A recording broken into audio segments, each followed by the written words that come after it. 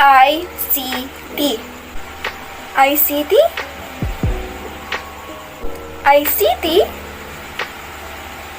In today's century where modernization and digitalization shape the society that we are living in, ICT or Information and Communication Technology has been evolving and advancing drastically. Now, ICT became part, not just in our daily lives, but it became part of the humanity as a whole.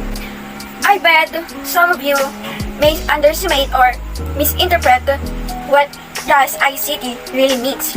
And that is pretty much understandable because back then, I was also blind to the entire spectrum of ICT. I didn't know what it really means. I didn't know the other things that it includes and many more.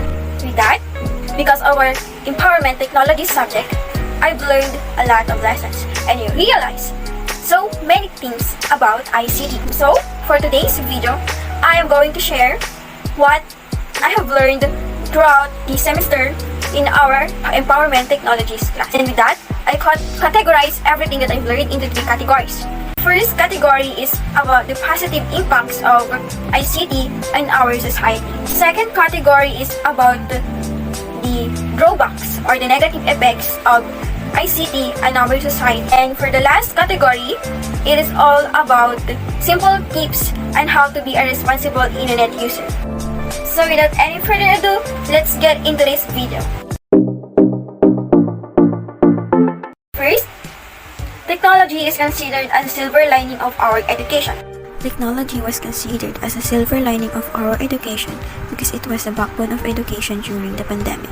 Without the power of technology, alternative and distance learning wouldn't be possible. Because of technology, it's easy to access online libraries and offer free ebooks. We can now easily type in our questions and search them, and we can also be connected to other students whom we can consider as study buddies. ICT has an integral role in the growth of the Philippine economy because it yields and boosts small business owners.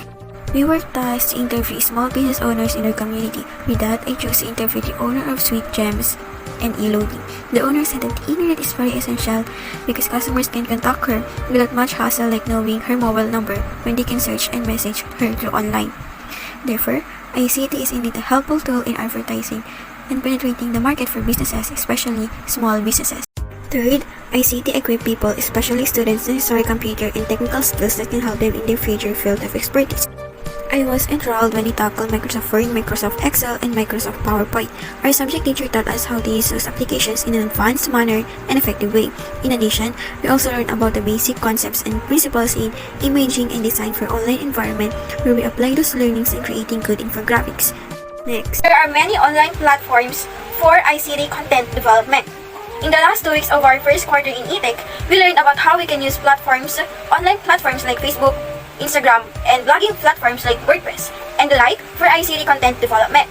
Here, we learn how to create our blog post using WordPress. In line with that, we also learned about basic web page creation and collaborative ICT development. With all of this, we created our Trello output and website in WordPress where we share our chosen advocacy. Fifth, ICT is a powerful tool for social change.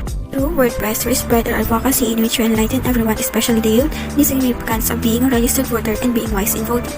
With that, we created our welcome video, petition write-up addressed to the leader of the Philippines, our blog post about social media and ICT as a tool for social change. And we also came up with individual vlogs that further discuss the significance of our advocacy. And lastly, ICT gives a lot of information to everyone and connects us to our loved ones amidst the distance. Now, we proceed to the other side of the coin, the negative impacts of ICT on society. Internet threats are destructively inevitable. There are many threats in the online world that make us ask the questions, am I still safe? Or are we still safe? Example of internet threats are the following. Malware that includes viruses, worms, Trojan, spyware, and the rest. Spam, phishing, and farming. More so, posting, sharing, and liking are overflowing in the internet world. With this, people sometimes forget to set their boundaries and overshare personal information about them. Little did they know, the danger is on its way. To illustrate, if someone manages to know the details of your bank accounts. They can easily get more personal information in your FB account and forge your identity. Plagiarism is visible. Because of so many articles, essays, and other write-ups on the internet, some people fall into the world of plagiarizing others' works, which is unethical and unacceptable. ICT can damage one's health, especially physical and mental health. It makes people unproductive and lazy to do some exercises that can lead to physical inactivity, resulting in poor physical health. Also, because of the negativity and toxicity online, it may damage one's mental health. ICT connects us to the online world, but it disconnects us from the real world.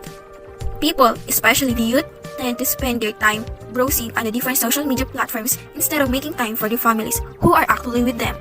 Because of ICT, cybercrime is very evident. Cybercrime is the crime that involved in the online world, wherein people feel unsafe and threatened. For instance, illegal access, misuse of devices, libel, cybersex, and many more. Take note, they are punishable by law. Last, Fake news are very rampant today.